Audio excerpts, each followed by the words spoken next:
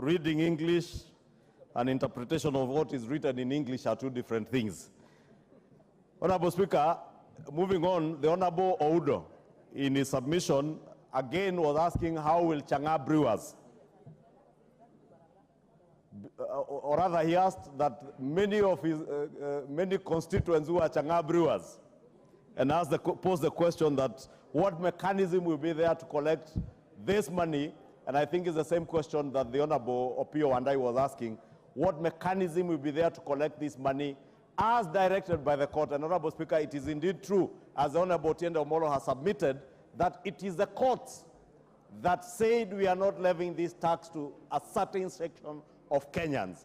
And therefore, in curing that problem that the court pointed out, then a provision was created for us to use the Tax Procedures Act, as has been clearly stipulated by the chair of the Finance Committee, to collect from every Kenyan who is earning an income.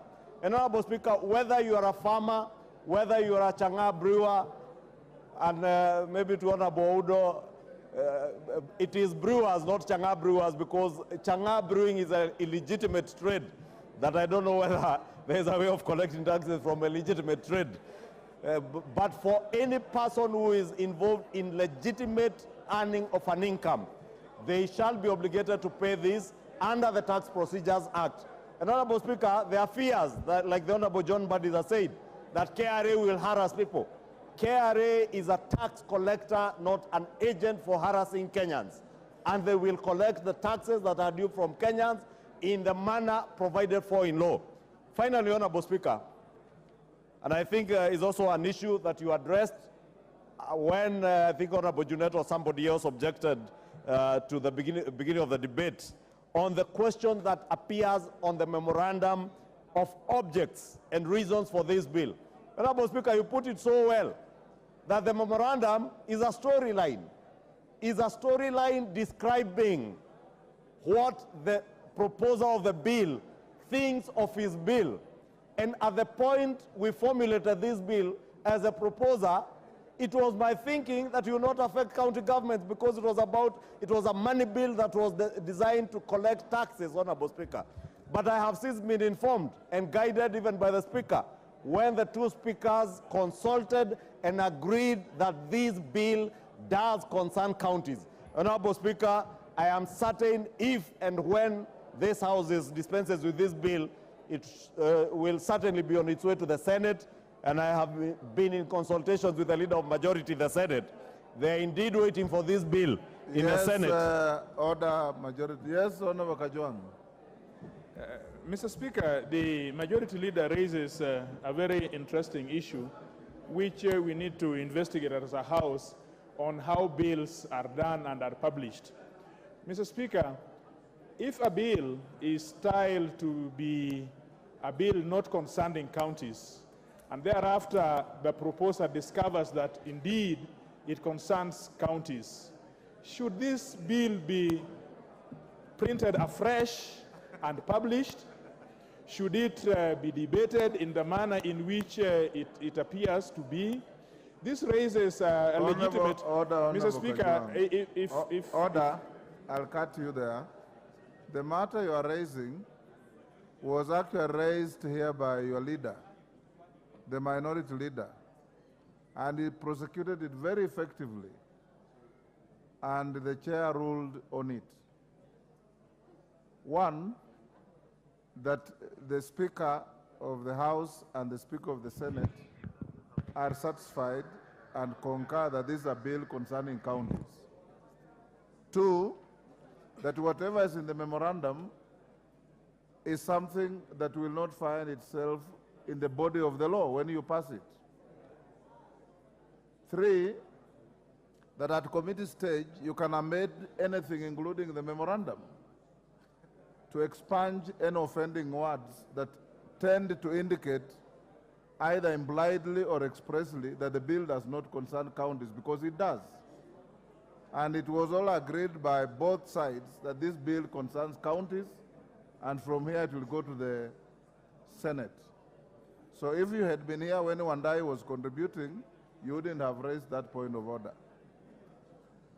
Thank you, Honorable Speaker. I was hoping, Honorable Speaker, you would tell the Honorable TJ, give him the same response you gave to the Honorable Nyikal, that he's also suffering from being absent from the House. Yes. Because that is a matter that was indeed canvassed, and you made a very reasoned ruling on the matter. And indeed, as I was indicating in conclusion, Honorable Speaker, this memorandum, as the Speaker directed, if anybody desires to amend the memorandum or my storyline of what the bill is about, you are at liberty to amend it when this bill comes for third reading. With those very many remarks, Honorable Speaker, allow me, Honorable Speaker, maybe, Honorable Speaker, in conclusion, Article 38, or sorry, Clause 38, Honorable Speaker, and the Honorable Engineer Mwengi also spoke to the issue of the contributions, voluntary savings. And to an extent, he confused the voluntary savings to voluntary contributions into the fund. And the voluntary savings referred to under Clause 38 refer to savings towards contributing a deposit. And is a deposit that the Honorable Chair of the Finance Committee has very ably stated that the provision that was there for a 10% deposit, and I remember when the units in Nakuru County were in Bondeni, Nakuru, were advertised, Kenyans raised that particular question as to whether, how many Kenyans will be able to afford 100,000 shillings, and that is what the chairman of the Finance Committee has indicated that they have proposed in their committee report during third reading to remove the provision for a 10% deposit, so that Kenyans, even what we do, Honorable Speaker, when you are getting into a rental house, you are required to raise a deposit of 2 months deposit and one month rent, or 1 month's deposit and 2 months rent, and you pay an equivalent of your 3 months deposit as your deposit. Is probably something now with the removal of the 10% deposit that could be considered by the people who will be selling these houses under the fund. Honorable Speaker, with those very many remarks, let me conclude by saying that this bill is not just about a levy. This bill is not just about houses. As I submitted when moving, this bill is about provision of jobs for millions of our youth who are languishing back in our constituencies without jobs, and plead with all of you to vote for this bill. And voting for this bill, honorable members, you'll be voting for jobs. I will wait to see, Honorable Speaker, how many of us here will vote against jobs for Kenyans, jobs for Kenyans, jobs for your constituencies. This bill is nothing other than about jobs, jobs, jobs, jobs, jobs, jobs for your constituencies. Vote for jobs. Vote for employment. Vote for homeowners. Vote for wealth creation. Vote for a new Kenya. I submit and I reply, Honorable Speaker. Order. Order. Honorable members on both sides of the House, you are totally out of order for turning the floor of the House into a rally situation. Honorable members, I'll now put the question, which is that the Affordable Housing Bill, National Assembly Bill number 75 of 2023, be now read a second time. As members of that opinion say aye. Will those of the contrary opinion say nay? Nay. The ayes have it.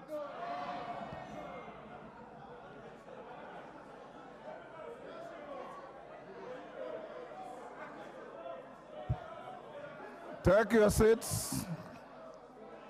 Take your seats, honorable members. Order. You have order, honorable members. Take your seats. You have the requisite number. Order. Order, honorable members. You have claimed a division.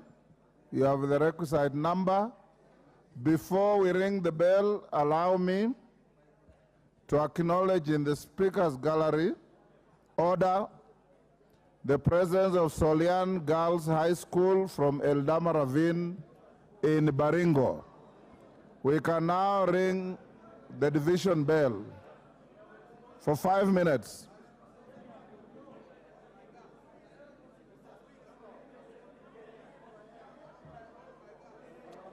We are on division, we can't. All honorable members, the division bell will be rung for 5 minutes.